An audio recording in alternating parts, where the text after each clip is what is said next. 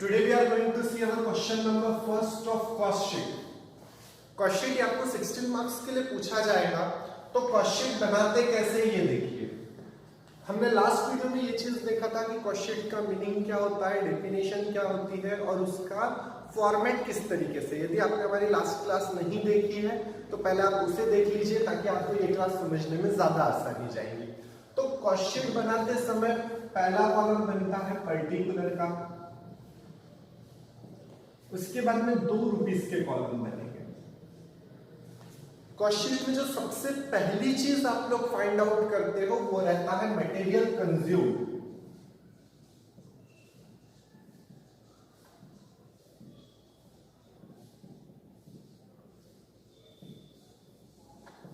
कि किसी भी चीज को कॉस्ट शीट बन कब रही है, जब आपको ये फाइंड आउट करना है कि किसी चीज को प्रोड्यूस करने के लिए, किसी चीज का प्रोडक्शन करने के लिए आपको कितना कॉस्ट आ रहा है total.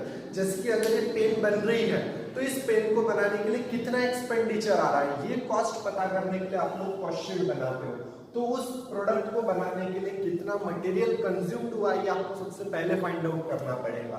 So material consume find out करने के लिए सबसे पहली चीज जो लिखी जाती है वो रहती है opening stock of raw material. आप अपने क्वेश्चन में देखिए कि आपके पास रॉ मटेरियल कितने का है ओपनिंग स्टॉक, तो आपको पता चलेगा कि आपके पास रॉ मटेरियल की ओपनिंग है 5 लाख की। तो आप सबसे पहले opening stock of raw material लिख दीजिए। इस opening stock of raw material में आप लोगों को परचेज प्लस करना है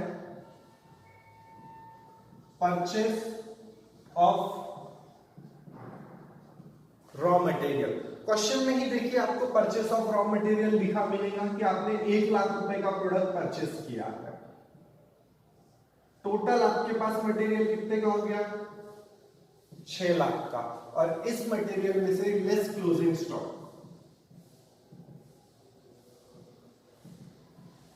closing stock of raw material, और closing stock of raw material देखिए आपके क्वेश्चन में दिया हुआ है 2 लाख रुपीस का। तो एट लास्ट 4 लाख जो बाहर निकलेगा वो रहेगा मटेरियल कंज्यूम।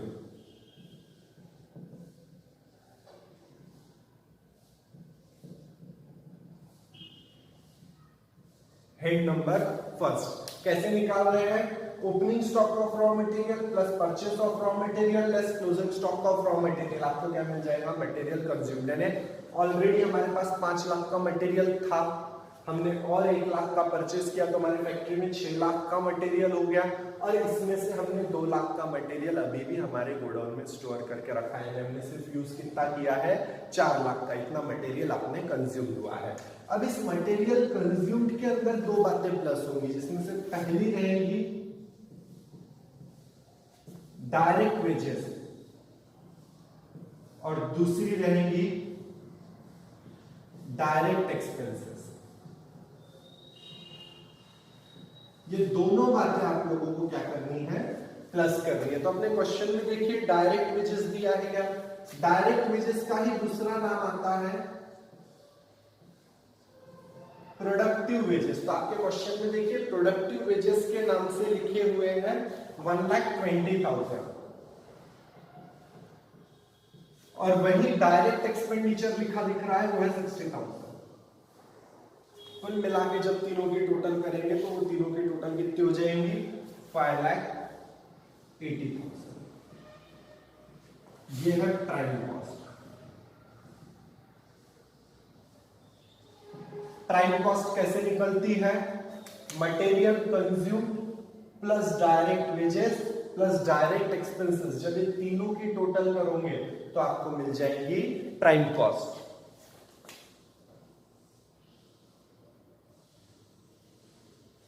अब इस प्राइम कॉस्ट में प्लस किया जाता है फैक्ट्री ऑन कॉस्ट। अब फैक्ट्री से रिलेटेड जितने भी एक्सपेंडिचर्स होंगे आपके क्वेश्चन में दिए हुए, वो सारे क्वेश्चन फैक्ट्री रिलेटेड एक्सपेंडिचर्स आप यहां लिखेंगे। जैसे कि सबसे पहला टर्म दिया गया है अनप्रोडक्टिव वेजेस,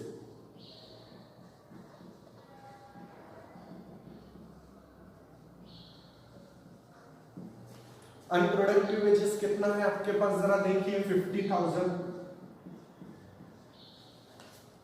हम फैक्ट्री से रिलेटेड अब सारे एक्सपेंडिचर यहाँ एक के नीचे एक लिख लेंगे। Productive wages 50,000, factory rent and taxes 15,000, factory lighting 22,000, internal transportation वो कंपनी में एक प्रोडक्शन डिपार्टमेंट से दूसरे प्रोडक्शन डिपार्टमेंट के लिए किया जाता है, तो वो एक्सपेंडिचर भी फैक्ट्री का माना जाता है। Internal transportation 15,000, water supply 8,000, factory cleaning, estimate charges, factory stationery, tools, write off, depreciation on plant and machinery. Plant and machinery का यूज फैक्ट्री में होता है, इसीलिए उसे फैक्ट्री कॉस्ट में गिना जा रहा है। डायरेक्टर फीस, आपके क्वेश्चन में दो डायरेक्टर फीस दी है, एक ऑफिस वाली और एक फैक्ट्री वाली, तो सिर्फ डायरेक्टर फैक्ट्री वाला और ड्राइंग फैक्ट्री सैलरी, जब फैक्ट्री सैलरी ड्राइंग करोगे तो 90,000, जब इन सबकी टोटल करके लिखोगे तो वो है 2,43,500। प्राइम कॉस्ट में जब फैक्ट्री ऑन कॉस्ट सारे प्लस करोगे तो आपको क्या मिलेगा, फैक्ट्री कॉस्ट। फैक्ट्री कॉस्ट को ही और फैक्ट्री ऑन कॉस्ट को ही फैक्ट्री ओवरहेड भी बोला जा सकता है, और इसके अलग अलग नाम है, बट हम एक ही नाम याद रखेंगे, फैक्ट्री ऑन कॉस्ट। आप सारे एक्सपेंडिचर लिखने के बाद फैक्ट्री कॉस्ट बाहर निकाल देंगे। अब फैक्ट्री कॉस्ट निकलने के बाद आपको क्या करना है, जैसे ही आपकी फैक्ट्री कॉस्ट निकल जाती है, दूसरा हेड रहेगा ऑफिस ऑन कॉस्ट।